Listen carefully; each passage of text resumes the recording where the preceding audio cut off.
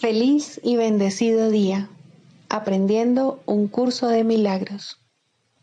El secreto de la verdadera oración es olvidarte de las cosas que crees necesitar. Pedir algo específico es igual que ver el pecado primero y luego perdonarlo. Del mismo modo, al orar pasas por alto tus necesidades específicas, tal como las ves, y las dejas en manos de Dios. Ahí se convierten en los regalos que le haces, pues le dicen que no antepondrás otros dioses a Él, ni que quieres otro amor que el suyo. Este libro es un comienzo, no un final.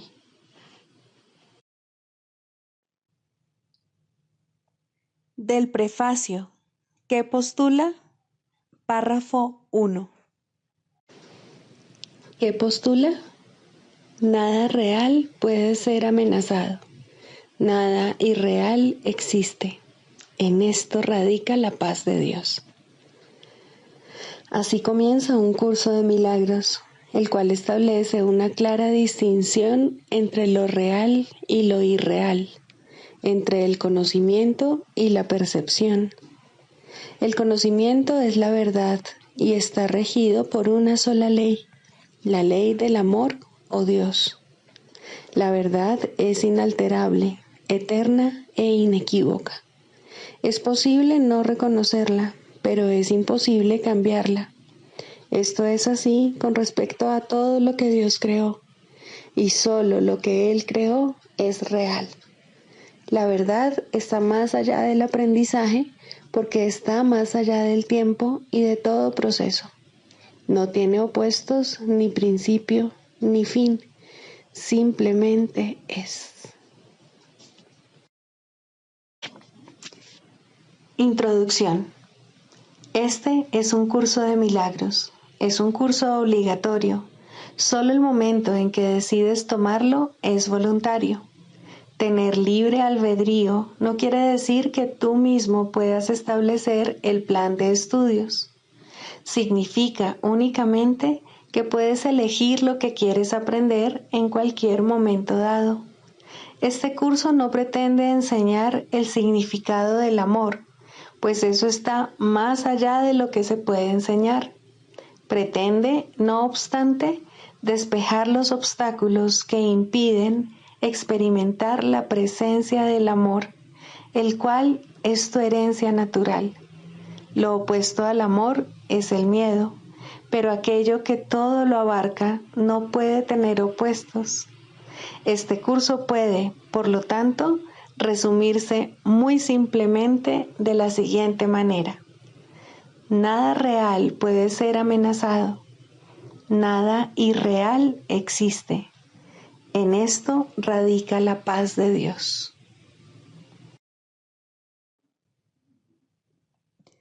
Capítulo 1. El significado de los milagros. Primero, principios de los milagros. Principio 48. El milagro es el único recurso que tienes a tu inmediata disposición para controlar el tiempo. Solo la revelación lo trasciende al no tener absolutamente nada que ver con el tiempo. Capítulo 13. El mundo inocente. Primero, inocencia e invulnerabilidad. Dije anteriormente que el Espíritu Santo comparte el objetivo de todos los buenos maestros, cuya meta final es hacerse innecesarios al enseñarle a sus alumnos todo lo que ellos saben. Eso es lo único que el Espíritu Santo desea, pues, dado que comparte el amor del Padre por su Hijo, intenta eliminar de la mente de éste toda traza de culpabilidad para que así pueda recordar a su Padre en paz. La paz y la culpabilidad son conceptos antitéticos y al Padre solo se le puede recordar estando en paz. El amor y la culpabilidad no pueden coexistir y aceptar uno supone negar el otro. La culpabilidad te impide ver a Cristo, pues es la negación de la irreprochabilidad del Hijo de Dios. En el extraño mundo que has fabricado, el Hijo de Dios ha pecado. ¿Cómo, entonces, ibas a poder verlo? Al hacerlo invisible, surgió el mundo del castigo, procedente de la tenebrosa nube de culpabilidad que aceptaste y que en tanta estima tienes, pues la irreprochabilidad de Cristo es la prueba de que el ego jamás existió ni jamás podrá existir. Sin culpabilidad, el ego no tiene vida y el Hijo de Dios está libre de toda culpa. Al examinarte a ti mismo y juzgar honestamente tus acciones, puede que sientas la tentación de preguntarte cómo es posible que puedas estar libre de culpa. Mas ten en cuenta lo siguiente, no es en el tiempo donde no eres culpable, sino en la eternidad. Has pecado en el pasado, pero el pasado no existe. Lo que es siempre no tiene dirección. El tiempo parece ir en una dirección, pero cuando llegues a su final, se enrollará hacia el pasado como una gran alfombra extendida detrás de ti y desaparecerá. Mientras sigas creyendo que el Hijo de Dios es culpable, seguirás caminando a lo largo de esa alfombra, creyendo que conduce a la muerte, y la jornada parecerá larga, cruel y absurda, pues en efecto lo es. El viaje en que el Hijo de Dios se ha embarcado es en verdad inútil, pero el viaje en el que su Padre le embarca es un viaje de liberación y dicha. El Padre no es cruel y su Hijo no puede herirse a sí mismo. La venganza que teme y que ve nunca recaerá sobre él, pues aunque cree en ella, el Espíritu Santo sabe que no es verdad. El Espíritu Santo se encuentra al final del tiempo, que es donde tú debes estar, puesto que Él está contigo. Él ya ha deshecho todo lo que es indigno del Hijo de Dios, pues esa fue la misión que Dios le dio, y lo que Dios da siempre ha sido. Me verás a medida que aprendas que el Hijo de Dios es inocente. Él siempre anduvo en busca de su inocencia y la ha encontrado, pues cada cual está tratando de escapar de la prisión que ha construido y no se le niega la manera de encontrar la liberación, puesto que reside en él, la ha encontrado. Cuando ha de encontrarla es solo cuestión de tiempo, y el tiempo no es sino una ilusión, pues el Hijo de Dios es inocente ahora, y el fulgor de su pureza resplandece incólume para siempre en la mente de Dios.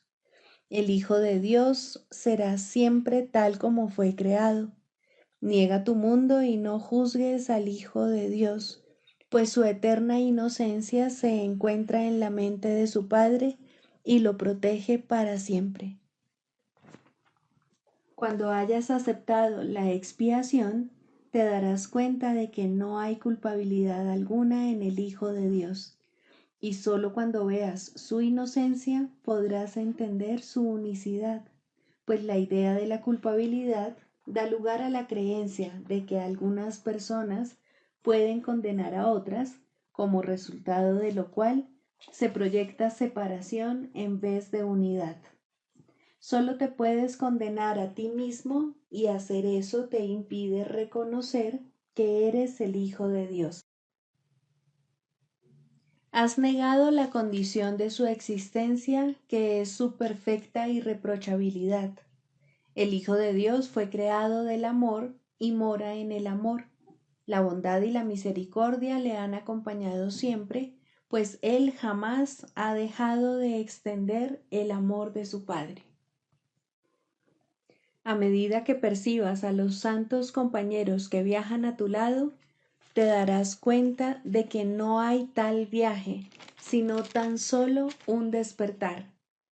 El Hijo de Dios, que nunca ha estado dormido, no ha dejado de tener fe en ti, al igual que tu Padre.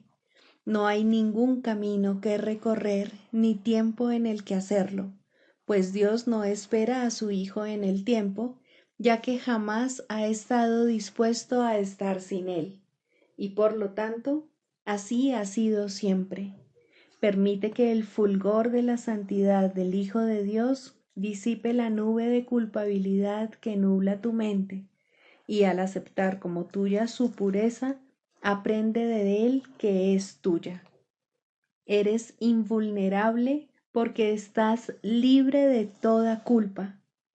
Solo mediante la culpabilidad puedes aferrarte al pasado, pues la culpabilidad determina que serás castigado por lo que has hecho y, por lo tanto, depende del tiempo unidimensional que comienza en el pasado y se extiende hasta el futuro. Nadie que crea esto puede entender lo que significa siempre, y de este modo la culpabilidad le impide apreciar la eternidad. Eres inmortal porque eres eterno, y siempre no puedes sino ser ahora. La culpabilidad, pues, es una forma de conservar el pasado y el futuro en tu mente para asegurar de este modo la continuidad del ego, pues si se castiga el pasado, la continuidad del ego queda garantizada. La garantía de tu continuidad, no obstante, emana de Dios, no del ego, y la inmortalidad es lo opuesto al tiempo, pues el tiempo pasa, mientras que la inmortalidad es constante. Aceptar la expiación te enseña lo que es la inmortalidad, pues al aceptar que estás libre de culpa, te das cuenta de que el pasado nunca existió y, por lo tanto, de que el futuro es innecesario y de que nunca tendrá lugar. En el tiempo, el futuro siempre se asocia con expiar y sólo la culpabilidad podría producir la sensación de que expiar es necesario. Aceptar como tuya la inocencia del Hijo de Dios es, por lo tanto, la forma en que Dios te recuerda a su Hijo y lo que éste es en verdad, pues Dios nunca ha condenado a su Hijo, que al ser inocente es también eterno. No puedes desvanecer la culpabilidad otorgándole primero realidad y luego expiando por ella. Ese es el plan que el ego propone en lugar de simplemente desvanecerla. El ego cree en la expiación por medio del ataque al estar completamente comprometido con la noción de mente de que el ataque es la salvación. Y tú, que en tanta estima tienes a la culpabilidad, debes también creer eso, pues ¿de qué otra manera, salvo identificándote con el ego, podrías tener en tanta estima lo que no deseas? El ego te enseña a que te ataques a ti mismo porque eres culpable, lo cual no puede sino aumentar tu culpabilidad, pues la culpabilidad es el resultado del ataque. De acuerdo con las enseñanzas del ego, por lo tanto, es imposible escaparse de la culpabilidad, pues el ataque le confiere realidad, y si la culpabilidad es real, no hay manera de superarla. El Espíritu Santo sencillamente la desvanece mediante el sereno reconocimiento de que nunca ha existido. Al contemplar la inocencia del Hijo de Dios, sabe que eso es verdad, y al ser la verdad con respecto a ti, no puedes atacarte a ti mismo, pues sin culpabilidad el ataque es imposible. Tú estás, por lo tanto, a salvo, ya que el Hijo de Dios es inocente, y al ser completamente puro, eres invulnerable. Libro de ejercicios, lección 220. No soy un cuerpo, soy libre. pues aún soy tal como Dios me creó. No hay más paz que la paz de Dios. Que no me desvíe del camino de la paz, pues ando perdido por cualquier otro sendero que no sea ese. Mas déjame seguir a aquel que me conduce a mi hogar, y la paz será tan segura como el amor de Dios.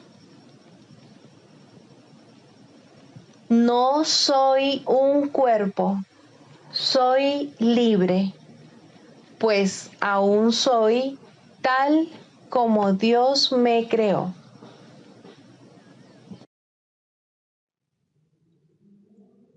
Del Manual para el Maestro, pregunta 4. ¿Cuáles son las características de los maestros de Dios? 8. Paciencia. Los que están seguros del resultado final pueden permitirse el lujo de esperar, y esperar sin ansiedad. Para el Maestro de Dios, tener paciencia es algo natural. Todo lo que ve son resultados seguros que ocurrirán en un momento que tal vez aún le sea desconocido, pero que no pone en duda.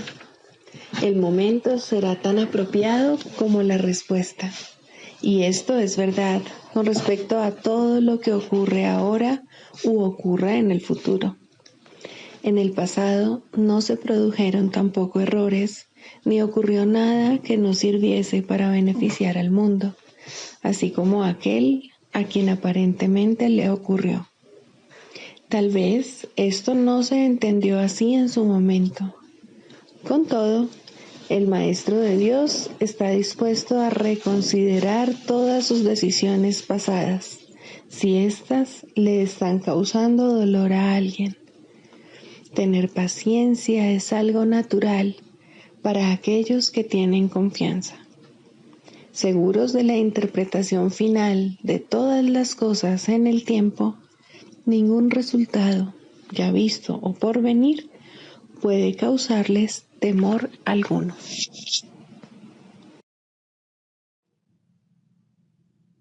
Manual para el Maestro, pregunta 8. ¿Cómo puede evitarse la percepción de grados de dificultad?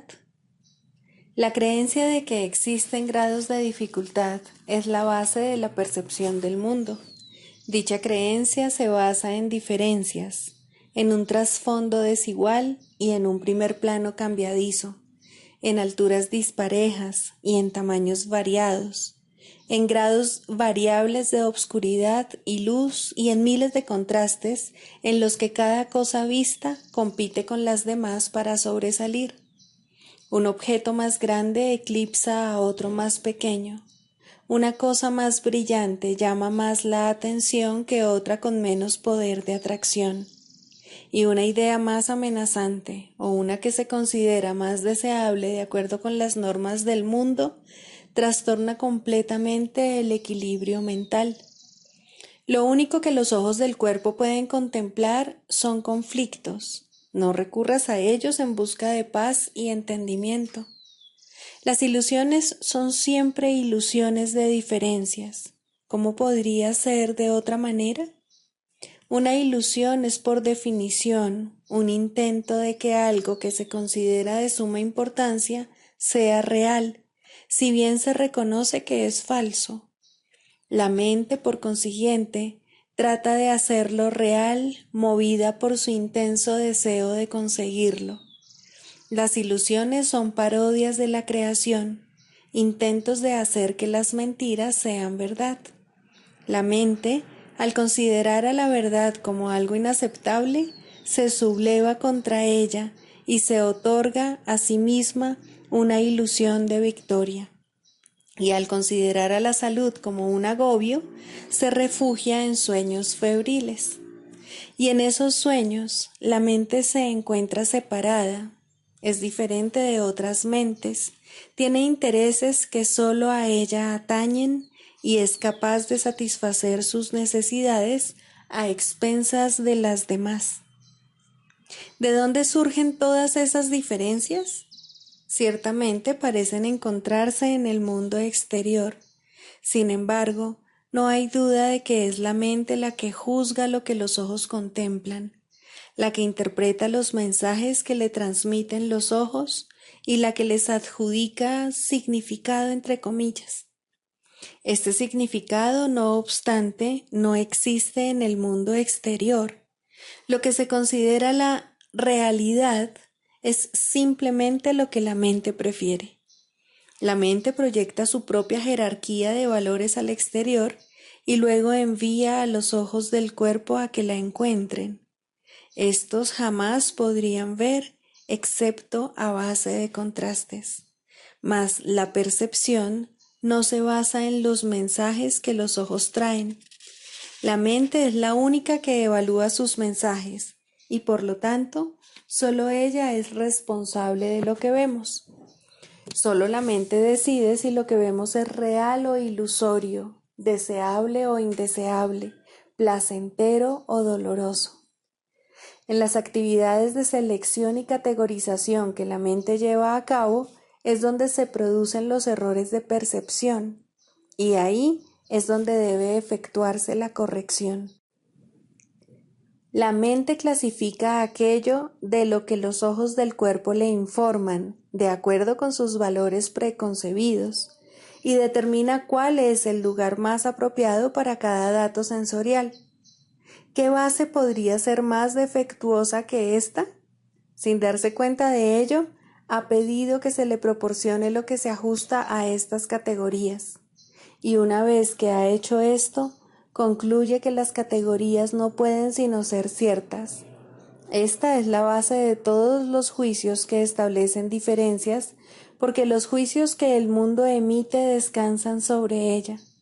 ¿Cómo se iba a poder depender de este razonamiento confuso y absurdo? No puede haber grados de dificultad en la curación por el simple hecho de que toda enfermedad es una ilusión. ¿Sería acaso más difícil desvanecer la creencia que tiene un demente en una alucinación mayor que la que tiene en una más pequeña? ¿Podría reconocer más rápidamente la irrealidad de una voz estridente que la de una voz agradable? ¿Desecharía más fácilmente una orden para que mate que se le pide con un susurro que una que se le pide a gritos? ¿Y afectaría el número de tridentes que tienen los diablos que él ve la credibilidad de estos en su percepción? Su mente ha calificado todas esas ilusiones de reales y, por lo tanto, son reales para él. Cuando se dé cuenta de que no son más que ilusiones, desaparecerán. Y lo mismo ocurre con la curación. Las propiedades de las ilusiones que hacen que éstas parezcan diferentes entre sí son realmente irrelevantes, pues sus propiedades son tan ilusorias como ellas mismas. Los ojos del cuerpo continuarán viendo diferencias, pero la mente que se ha permitido a sí misma ser curada dejará de aceptarlas. Habrá quienes parezcan estar más enfermos que otros, y los ojos del cuerpo informarán, como antes, de los cambios que se produzcan en su aspecto. Mas la mente curada los clasificará a todos de la misma manera, como irreales. Este es el don de su maestro, el entendimiento de que, al clasificar los mensajes que la mente recibe de lo que parece ser el mundo externo, solo dos categorías son significativas, y de estas, solo una es real. De la misma manera en que la realidad es completamente real, independientemente de los conceptos de tamaño, forma, tiempo o lugar, pues no pueden existir diferencias en ella, así también las ilusiones carecen de distinciones. La única respuesta para cualquier clase de enfermedad es la curación. La única respuesta para cualquier clase de ilusión es la verdad. Manual para el maestro. Clarificación de términos. 4. La percepción verdadera, el conocimiento. El mundo que ves no es más que la ilusión de un mundo. Dios no lo creó, pues lo que Él crea tiene que ser tan eterno como Él. En el mundo que ves, no obstante, no hay nada que haya de perdurar para siempre. Algunas cosas durarán en el tiempo algo más que otras, pero llegará el momento en el que a todo lo visible le llegue su fin. Los ojos del cuerpo no son, por lo tanto, el medio a través del cual se puede ver el mundo real, pues las ilusiones que contemplan solo pueden conducir a más ilusiones de la realidad. Y eso es lo que hacen, pues todo lo que los ojos del cuerpo ven no solo no ha de durar, sino que además se presta a que se tengan pensamientos de pecado y culpabilidad. Todo lo que Dios creó, por otra parte, está por siempre libre de pecado y por ende, por siempre libre de culpabilidad. El conocimiento no es el remedio para la percepción falsa, puesto que al proceder de distintos niveles jamás pueden encontrarse. La única corrección posible para la percepción falsa es la percepción verdadera. Esta no perdurará, pero mientras dure, su propósito será sanar. La percepción verdadera es un remedio que se conoce por muchos nombres. El perdón, la salvación, la expiación y la percepción verdadera son todos una misma cosa. Son el comienzo de un proceso cuyo fin es conducir a la unicidad que los trasciende a todos. La percepción verdadera es el medio por el que se salva al mundo de las garras del pecado, pues el pecado no existe. Y esto es lo que la percepción verdadera ve. El mundo se yergue como un sólido muro ante la faz de Cristo, pero la percepción verdadera lo ve solo como un frágil velo, tan fácil de descorrer que no podría durar más de un instante. Por fin se ve el mundo tal como es, y ahora no puede sino desaparecer, pues en su lugar ha quedado un espacio vacío que ha sido despejado y preparado. Donde antes se percibía destrucción, aparece ahora la faz de Cristo, y en ese instante el mundo queda olvidado, y el tiempo acaba para siempre al disolverse el mundo en la nada de donde provino. Un mundo perdonado no puede durar mucho. Era la morada de los cuerpos, pero el perdón mira más allá de ellos. En eso radica su santidad. Así es como sana. El mundo de los cuerpos es el mundo del pecado, pues sólo si el cuerpo existiese sería posible el pecado. El pecado acarrea culpabilidad tan irremediablemente como el perdón acaba con ella. Y una vez que ha desaparecido todo rastro de culpabilidad, ¿qué queda que pueda seguir manteniendo al mundo separado y fijo en su lugar? Pues la idea de lugar habrá desaparecido también junto con el tiempo. El cuerpo es lo único que hace que el mundo parezca real, pues, al ser algo separado, no puede permanecer donde la separación es imposible. El perdón prueba que es imposible porque no lo ve, y lo que entonces pasas por alto deja de ser comprensible para ti, tal como una vez estabas seguro de su presencia. Este es el cambio que brinda la percepción verdadera. Lo que antes se había proyectado afuera, ahora se ve adentro, y ahí el perdón deja que desaparezca.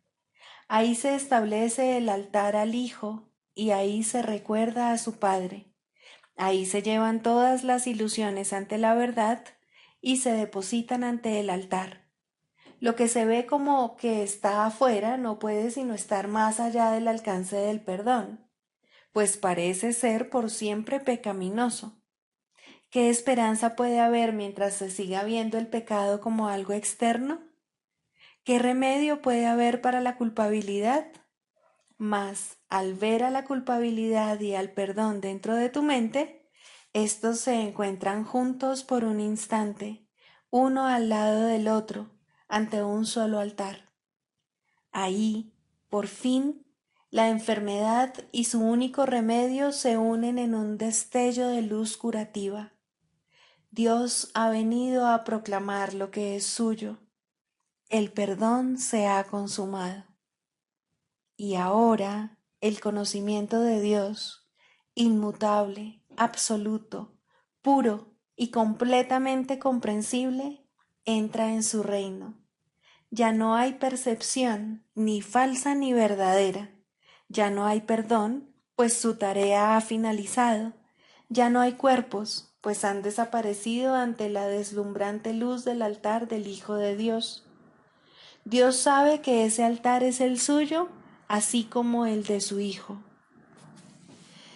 Y ahí se unen, pues ahí el resplandor de la faz de Cristo ha hecho desaparecer el último instante del tiempo, y ahora la última percepción del mundo no tiene propósito ni causa, pues ahí donde el recuerdo de Dios ha llegado finalmente, no hay jornada, ni creencia en el pecado, ni paredes, ni cuerpos. Y la sombría atracción de la culpabilidad y de la muerte se extingue para siempre.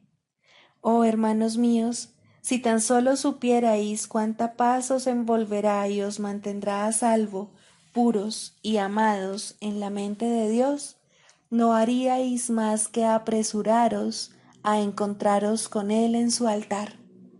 Santificados sean vuestros nombres y el suyo, pues se unen ahí, en ese santo lugar.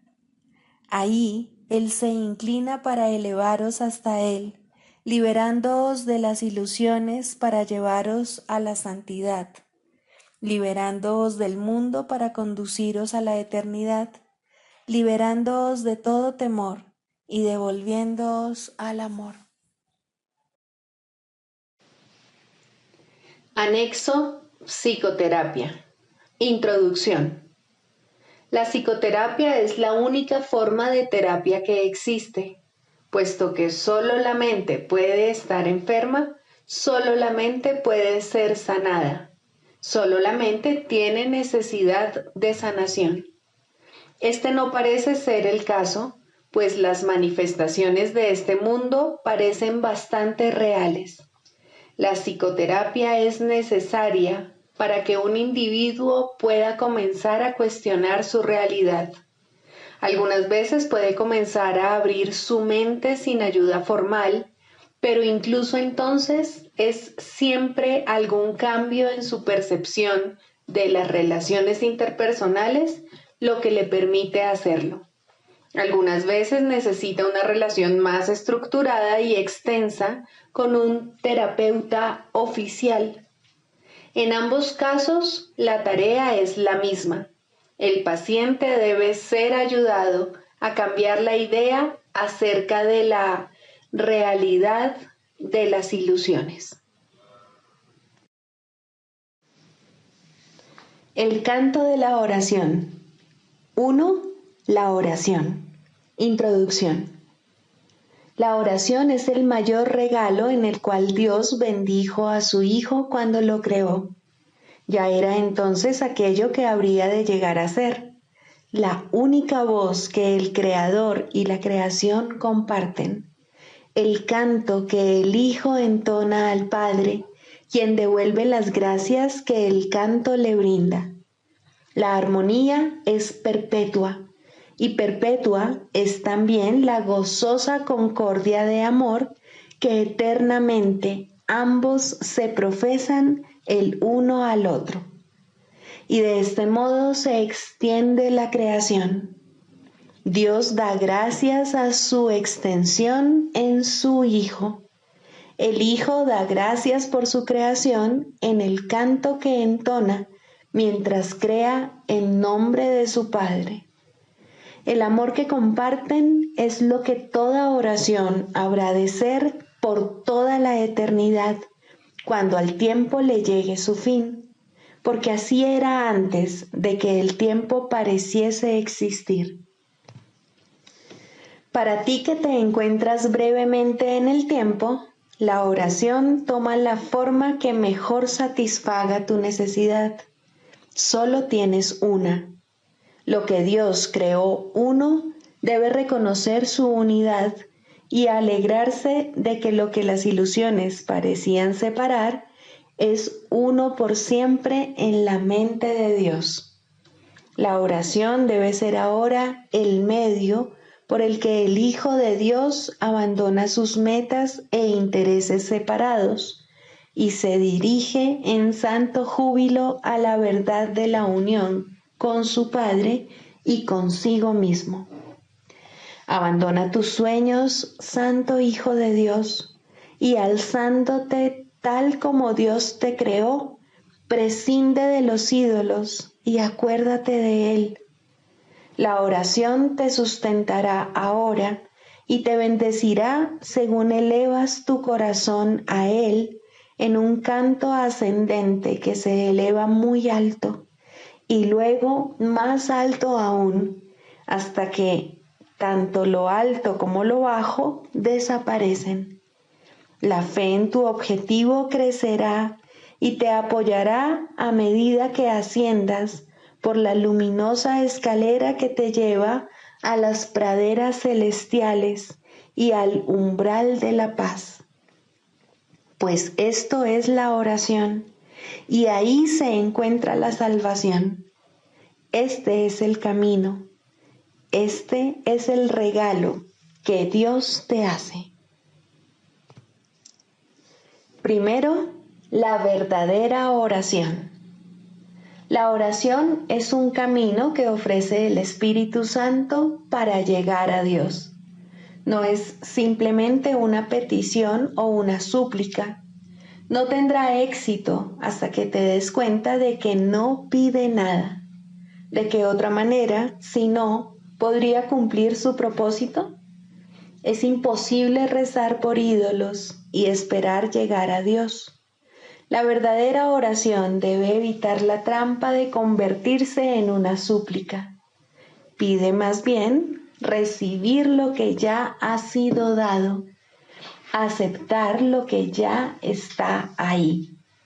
Se te ha dicho que le pidas al Espíritu Santo la respuesta a cualquier problema específico y que recibirás una respuesta específica si tal es tu necesidad. Se te ha dicho también que solo hay un problema y solo una solución. En lo que respecta a la oración, esto no es contradictorio. En este mundo hay que tomar decisiones y hay que tomarlas, tanto si son ilusorias como si no. No se te puede pedir que aceptes respuestas que se encuentran más allá del nivel de necesidad que puedes reconocer. Por lo tanto, no es la forma de la petición lo que importa, ni tampoco cómo se hace.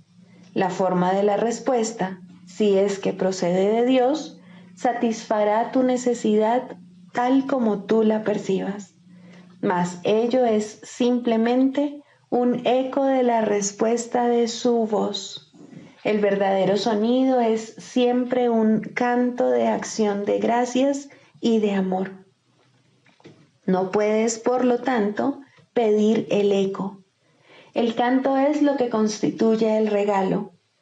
Con él vienen las resonancias, las armonías, los ecos, mas todo eso es secundario. En la verdadera oración solo escuchas el canto. Lo demás simplemente se agrega. Has buscado primero el reino de los cielos y todo lo demás ciertamente se te ha dado por añadidura. El secreto de la verdadera oración es olvidarte de las cosas que crees necesitar. Pedir algo específico es igual que ver el pecado primero y luego perdonarlo. Del mismo modo, al orar, pasas por alto tus necesidades específicas tal como las ves y las dejas en manos de Dios. Ahí se convierten en los regalos que le haces, pues le dicen que no antepondrás otros dioses a Él, ni que quieres otro amor que el suyo. ¿Cuál otra podría ser su respuesta, sino tu recuerdo de Él? ¿Puede esto cambiarse por un insignificante consejillo para un problema de apenas un instante de duración? La respuesta de Dios es para toda la eternidad. Sin embargo, todas las pequeñas respuestas están contenidas en ella. Orar es hacerse a un lado, un abandonarse, un momento de sosegada escucha y amor. No debe confundirse con súplicas de ninguna clase, ya que es una manera de recordar tu santidad. ¿Por qué habría de suplicar la santidad cuando tiene pleno derecho a todo lo que el amor ofrece? Y es al amor a donde vas cuando oras. La oración es una ofrenda, un renunciar a ti mismo para ser uno con el amor. No hay nada que pedir porque ya no hay nada más que desear.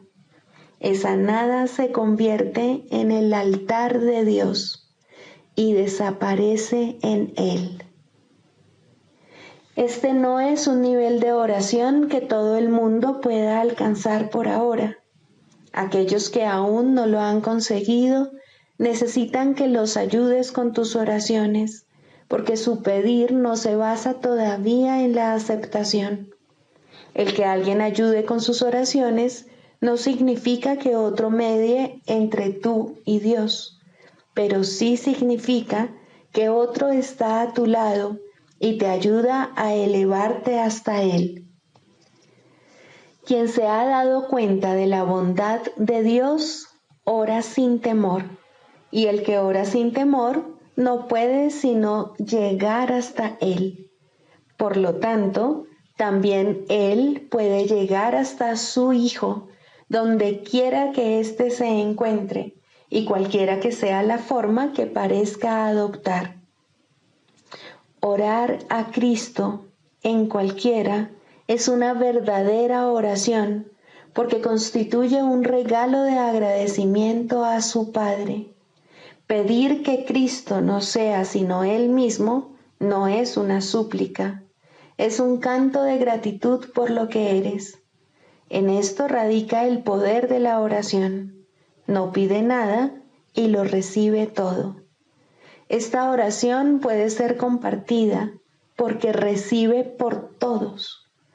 Orar con alguien que sabe que esto es verdad es haber recibido respuesta.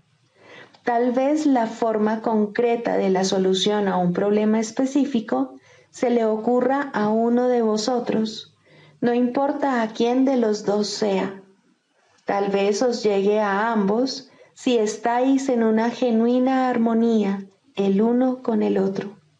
Mas vendrá porque os habéis dado cuenta de que Cristo habita en los dos. Esa es su única verdad.